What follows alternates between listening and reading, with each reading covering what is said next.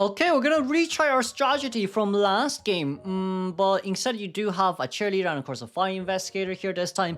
But with Anne having warp, this might get fully countered, but we're gonna have to see how the game goes then, shall we? It's gonna be playoff stage 3 match 2, game 4, first half of WBG versus GR.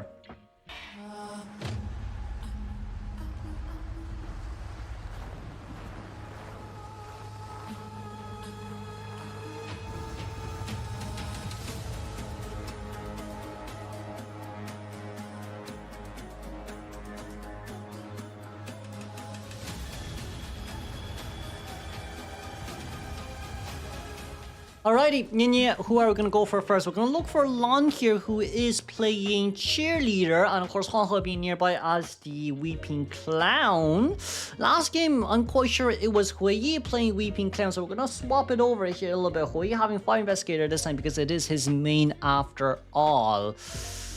I feel like maybe giving Juan cheerleader might have been a little bit better because Lon, if I do remember correctly, Lon was a secondary containment with that Weeping because of Iron. Iron did play Weeping as well. But for now, we're going to be able to cheer away from this area. It seems like we're going to be able to get a cat on towards us. And that stun is unfortunate. Ooh la la, that stun is really unfortunate, especially when it's just on... scary, scary, scary, scary, scary. Scary. We're waiting for cats. Aye, we jump down and there's cheerleader. Aye. You know, I want to be judgmental, but the thing is, I can't because I know WBG has played 9 games now. Because when I played IVT as well, after winning 3 games, after 4K in 3 games, or trying so hard for 3 games, you do get tired out. And then like for because I immediately played like another match against top 16 to top 8 and I was genuinely burnt out. So I don't think, I personally cannot really be too judgmental right now because I do know how they feel. But for now, if you want a tie game, you can't rescue, because if you do rescue, it's really a YOLO holo, you're absolutely screwed. Right, so for now, best case scenario is really just sell and go for the tie. That's really best case scenario here, as we're trying to look...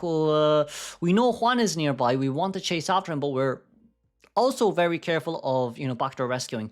But since this is still an An, you need to be able to find someone first before you start your chase, and it seems like we're trying to look... Well, Juan can actually decode because it's a Weeping Clown. Juan can actually decode because it's a Weeping Clown. Persican and Huiyi, on the other hand, no you can't. No you can't. You actually have to pull distance here a little bit earlier on. But for now, since Warp isn't ready just yet, Juan will become the main target. We don't have instance, which simply just means that you really don't, you know, you really can't use your second catwalk early, and you know, like your immediate next chase is going to be very slow. So like for Juan here, it should be more or less of a relatively easier containment for him. He should be able to cut at least 4.5 Cypher machines here, is what I say, but we have to be very careful. Very careful. It seems like we need to try to play mind games here with a drop down, but we decided not to do that anymore. And of course, with that paralysis, we are using warp. We did manage to catch up here pretty fast. And because there's no items ready on Weeping, that's gonna be a hit registers. Okay, it's not too bad for now because this cat definitely can't get on the Weeping Clown, but we do have to pull a rocket pretty early. Yeah, you do have to pull pretty early out there. Now, even if the cat comes out here, I don't think that's gonna wait. It did. It's big enough. Oh, it's big enough. I thought rocket travels faster than a cat. Never mind, these kitties are fast. Oh wow, these kitties are fast. Typical orange cat behavior. I mean, this is not orange, but it's black cat, but like, yeah. These kitties are fast. My god. My god. I mean,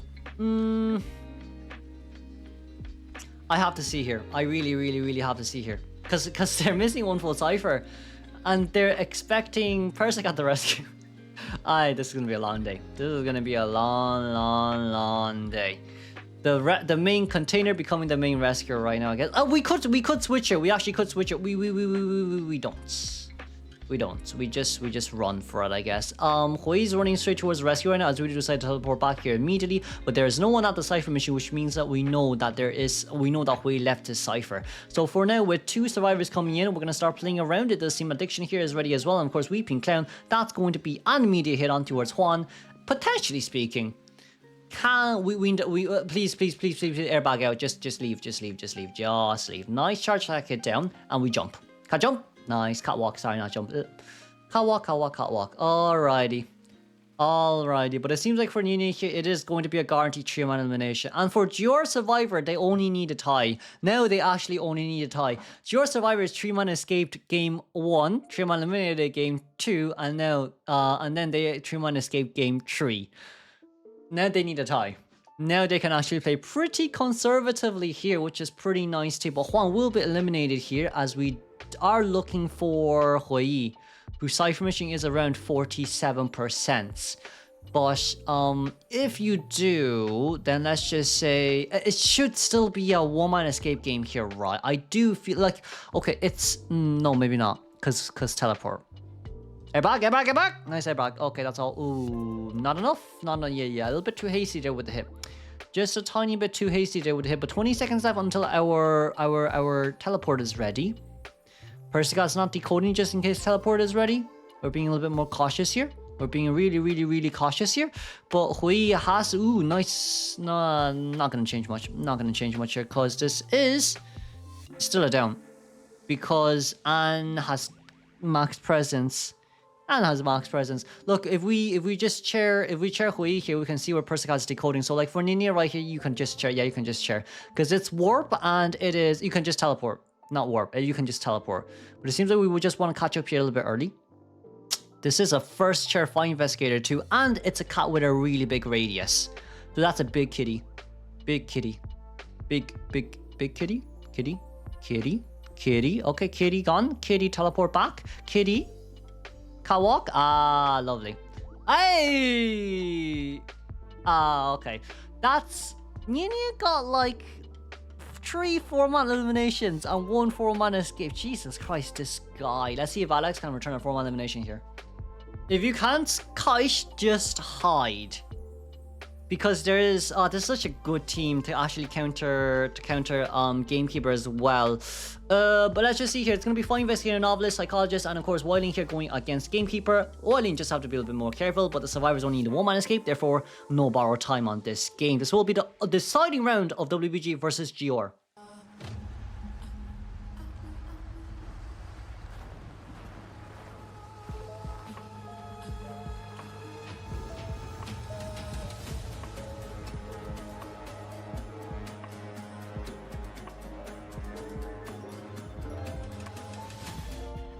Righty, okay, Alex, where are we gonna go for first? We're currently looking at maybe Big Boss for Psycho, but then, yeah, we're actually going for Big Bow. Okay, if we go for Big Bow here, Psycho has already rotated quite far away here as well. We do have Tinnitus. We're gonna try lock up one entrance here, but X-Meow is already downstairs.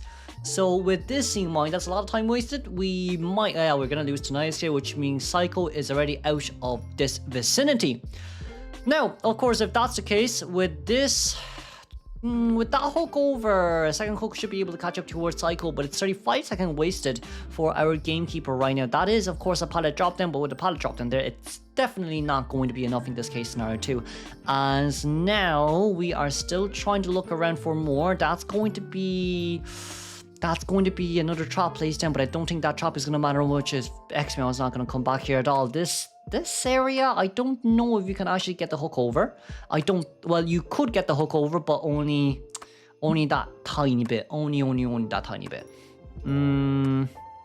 So for now, I guess what we're more or less looking at here is a normal hit. Yeah, like 72 seconds into towards the game on a normal hit. It's pretty bad here for a Gamekeeper, especially against a Psychologist here too, which does become quite a big issue. Yes, that's another normal hit registered, but that's a blink open. Now in this case scenario, even if Gamekeeper wants to catch up, it doesn't matter that much. Oh, nice.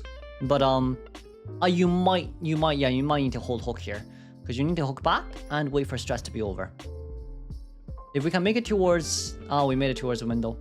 But stress is still on. Wow, stress actually lasts for quite a while.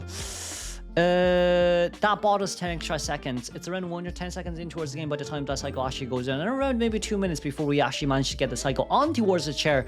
So this is really, really, really late for a gamekeeper. Now, good news is we can sell. I feel like for GR, let's just leave, shall we? Let's just pretend that this one doesn't exist, shall we?